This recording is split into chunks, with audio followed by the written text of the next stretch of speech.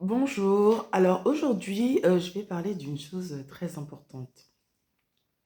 Les endroits où on vit et les gens à côté desquels on vit. Moi actuellement, je suis dans une chambre, dans un foyer sur Paris. Et il se trouve que malheureusement, la voisine d'à côté fait des choses peu recommandables.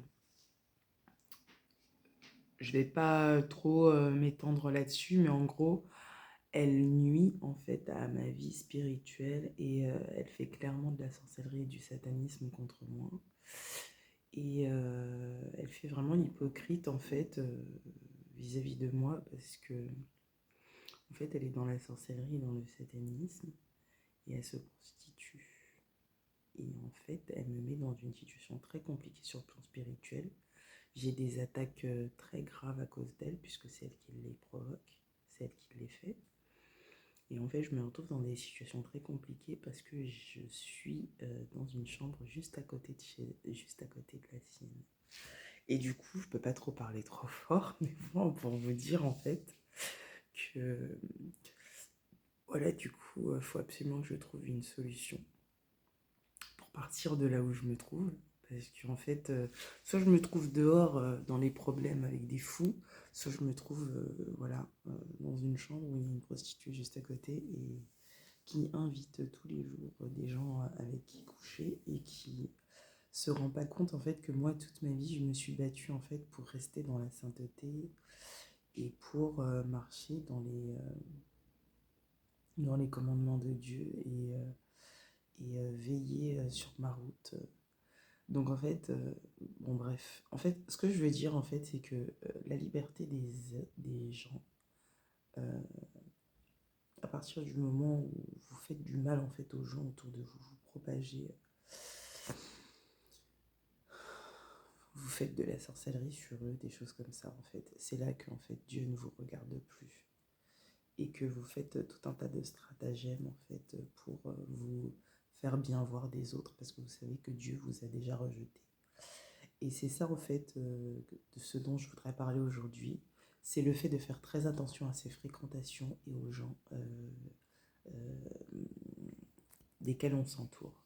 Parce que moi personnellement, cette fille, je lui ai conseillé plusieurs fois d'aller à la synagogue, de voir un rabbin, d'essayer d'expliquer sa situation pour sortir de ses problèmes de drogue et de prostitution. Et je comptais même la ramener avec moi dans une synagogue parce que moi je suis chrétienne, mais ça ne me dérangeait pas de faire ça pour elle. Et en fin de compte, je me suis rendu compte que cette fille, vraiment, elle faisait des choses très graves contre moi et que faisait beaucoup de sorcellerie, beaucoup de satanisme. Donc, je peux même pas m'impliquer parce que voilà, je peux pas cautionner en fait son attitude vis-à-vis de moi. Elle est trop impure et en fait, elle peut me faire tomber dans les problèmes en fait, si sa manière d'agir vis-à-vis de moi. Qu'elle soit dans la prostitution, qu'elle fasse des choses bizarres, ça la regarde en fait. Mais à partir du moment où elle me fait du mal consciemment, là, je peux plus adhérer en fait à sa façon de voir les choses sur quoi que ce soit et je peux même pas lui porter secours parce qu'en fait, je risque de tomber à cause d'elle en fait.